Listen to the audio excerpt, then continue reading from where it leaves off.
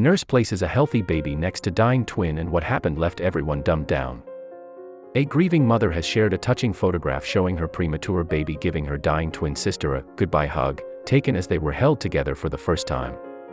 In the picture, Amy Campbell's baby daughter Charlotte is seen wrapping her arm around her tiny twin Esme, just days before she died. Amy, 30, from Leeds, explained how her twins had been born severely premature at 26 weeks, weighing just 2 pounds each.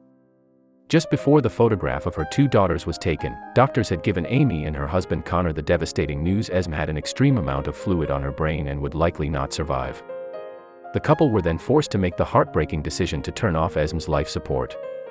Amy, who is now pregnant with a baby boy, explained how she and Connor had wanted their daughters to meet before Esme passed away in August 2016, asking nurses to help them hold the girls at the same time. As nurses laid the twins on their mum's chest, Charlotte placed her arm around her sister's shoulders, a precious memory Amy said felt so right. Explaining how she found out the devastating news that Esme would likely not survive, the stay-at-home mother said, "Esme had a really bad infection, but on the Friday we got told that her infection markers had come right down and we thought she was fighting back. Then on Saturday I was out walking the dog and I got a phone call from the hospital. They never called unless there was an emergency, so I knew something was really wrong. They told me they thought we should come into the hospital. I just knew they were going to tell us that Esme was dying.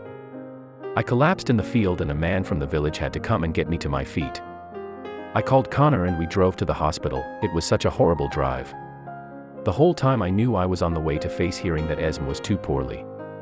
The doctors told us that more fluid had gone into her ventricles and her brain, and her head circumference had increased so much that even if she were to survive she would have absolutely no quality of life.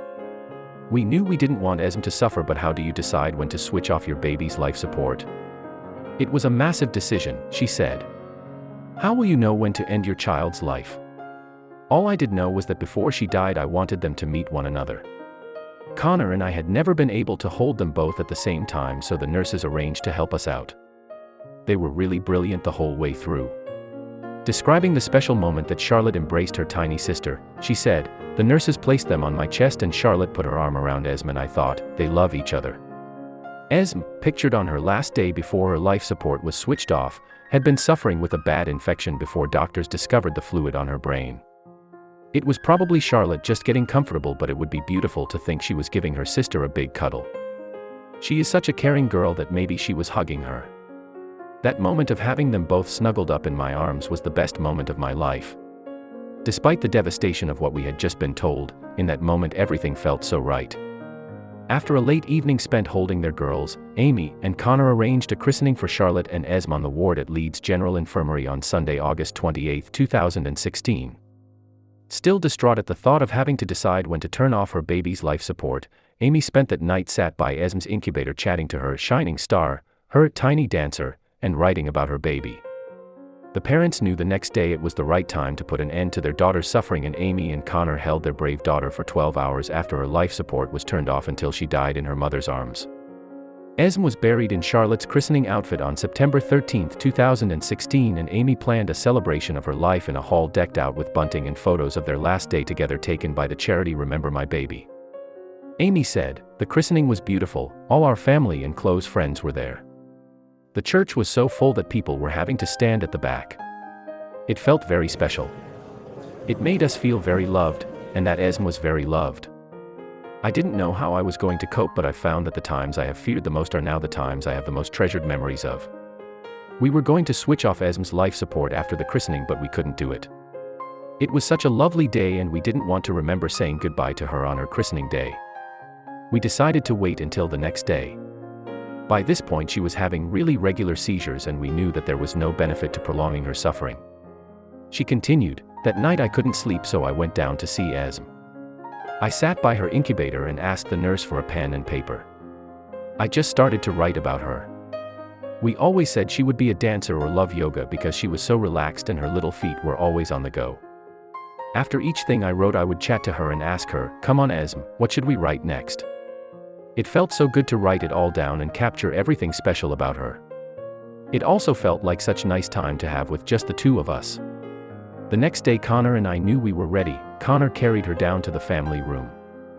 "It is so hard to think about that moment, but I knew I had to do it. I had to do it for Esme. She stayed with us for 12 hours after the life support was turned off. It's like she needed it to be on her terms. She would decide when she was going to go. I was holding her when she took her last breath. When she died and we realized she wasn't coming back, it was so heartbreaking. But I tried not cry because I wanted her to be surrounded by happiness and love and strength. I wanted her to remember that she had a strong mom and she shouldn't be scared of where she was going next. I called the piece of writing I did with Esme, my bright shining star, because that is what she had always been since finding out that we were going to have to say goodbye to her. Esme was buried in Charlotte's christening outfit following her death in August 2016. And that night when Connor and I got home, the shooting star went across the sky and we knew it was her. I think she wanted us to know that she was happy and loved, and it made us understand that we really had done the right thing. It was truly beautiful.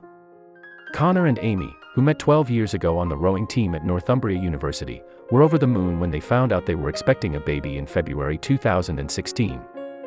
And at 11 weeks after suffering a bleed, an ultrasound revealed that Amy was expecting twins, much to the couple's shock and delight. At 24 weeks and 3 days pregnant, Amy was rushed to hospital again as she had gone into early labor and her waters for Charlotte had broken. The non-identical twins had separate placentas and amniotic sacs, but over the next 17 days, while Mom remained on bed rest in Leeds General Infirmary, Esme shared her waters with her sister. Charlotte, now 22 months, came home with her mom and dad on the twins' due date of October 10, 2016, and has been thriving ever since. Amy feels that the girls have had a magical bond since before they were born, and that Esme will always be there for Charlotte in that special twin way. She described her and Connor's delight and shock after a scan showed they were having twins. Amy said, "When Charlotte lost her waters, I was terrified and not sure what was going to happen next, but they managed to hold on for another 17 days. When the nurse told us that Esme was sharing her waters with her sister, it was incredible to know the girls were working together. I felt very proud of them. After they were born, Charlotte was so poorly. They really struggled to intubate her, and we were told that each hour was crucial. Esme was always the stronger one, but at about 6 weeks our week of hell started. They found out she had fluid in her ventricles, and no matter how hard she fought, it kept getting worse. In her short life, she taught us nothing but courage and bravery. She taught us what love means in its purest form and the best ways to live our lives. I think she has always looked out for her sister. Charlotte and her baby brother will always know about their sister Esme. We keep reminders of her all around our home to allow it to happen naturally." Since losing Esme, Connor and Amy have set up a non-profit organization in her memory called Camp Belinas, their nickname for the twins. The couple have raised more than £10,000 so far as a way of giving something back and saying thank you for all the support they received from the Leeds Hospital. Amy has also set up a blog called This Is My Brave Face to help other families coping with the loss of a child.